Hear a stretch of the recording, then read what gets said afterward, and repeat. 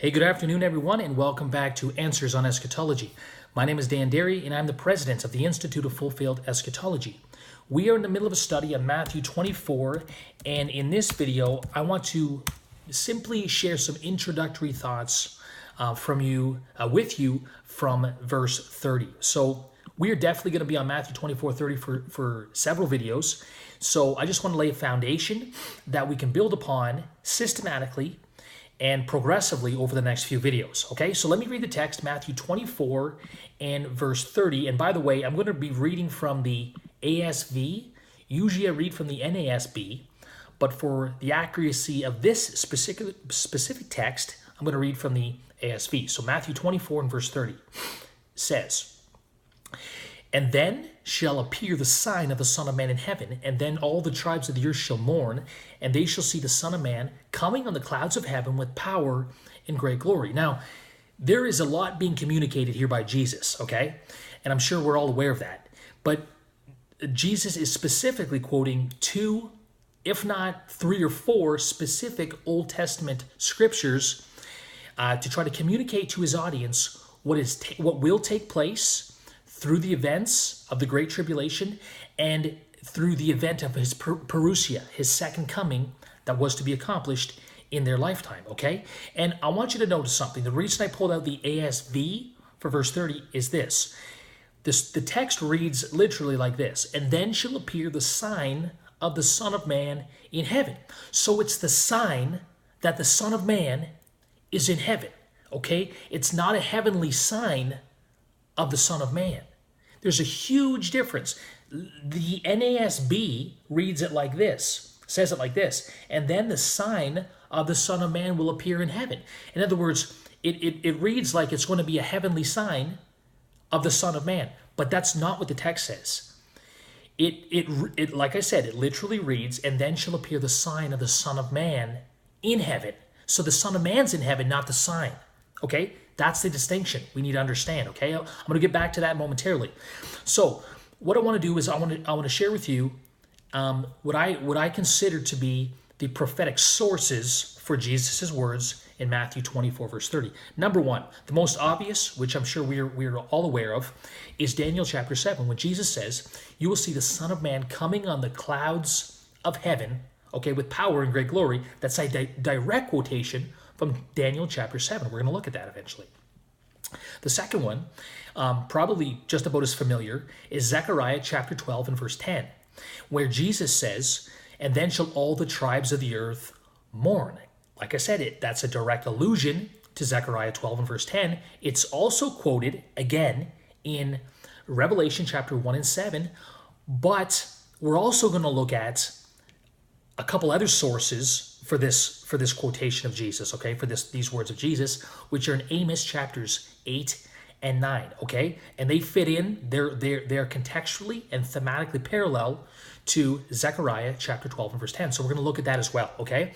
But here's where I want to leave off in this video, and where I want to start really in the next video, is that Jesus' words when he says, "And then shall appear the sign of the Son of Man in heaven," he was actually alluding to, I believe, at least two other Old Testament prophecies. And let me say it like this, okay? Jesus said that there would appear the sign of the Son of Man in heaven. Well, what's the Son of Man in heaven? How can you say that another way? Well, it's the ascension. When the Son of Man was in heaven, he ascended to heaven, which made the Son of Man in heaven. Okay, so Jesus is saying in this text, I believe, that there would appear the sign that the Son of Man had ascended to heaven. Okay, and I'm going to try to prove that by paralleling this text with Matthew 26:64, where Jesus tells Caiaphas that he would see. Here, let me just go there. I'm going to quote this. Computer's being slow. Jesus tells Caiaphas in 26:64, he says, "I tell you, hereafter you will see the Son of Man sitting at the right hand of power and coming on the clouds of heaven."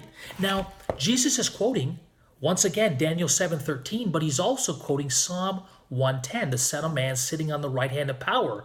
Well, that is parallel, in my opinion, to Matthew 24, verse 30, the sign of the Son of Man in heaven. You see, when he went to heaven, he sat on the right hand of power. That's the ascension. But not only that, when Caiaphas asked Jesus, tell us, are you the Christ, the Son of the living God? He was asking, are you the Messiah? Are you the Son of God? Well, Messiah is brought out in Psalm 110, but the Son of God is brought out in a parallel text, a parallel ascension text, prophecy, which is Psalm chapter 2. So here's what I want to submit to you, and I'm going to try to demonstrate this in the next couple videos. When Jesus said in Matthew 24:30, you will see the sign, then will appear the sign of the Son of Man in heaven. He was saying, then will appear the sign that the Son of Man has ascended, and this sign will signify that Psalm 110 and Psalm chapter 2, the Son of Man in heaven, the ascension, has taken place, has been fulfilled, and the results of that are about to be accomplished. They're about to be fulfilled. And that's why the tribes of the earth mourn, and that's why they see the Son of Man coming on the clouds of heaven. Okay? And I'm going to try to tie all this together in the next handful of videos, okay? So once again, just to recap, Jesus is quoting in Matthew 24, verse 30, Daniel 7, chapter 13. He is also quoting Zechariah chapter 12 and verse 10, and I'm going to try to demonstrate he's quoting Amos, a couple texts in Amos 8 and 9 as well. But specifically, and where we're going to go next, Jesus, by his words,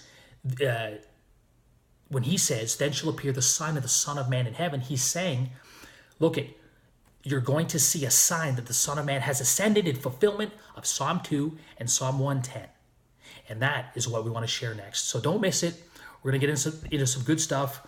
We'll see you next time on Answers on Eschatology. Bye for now.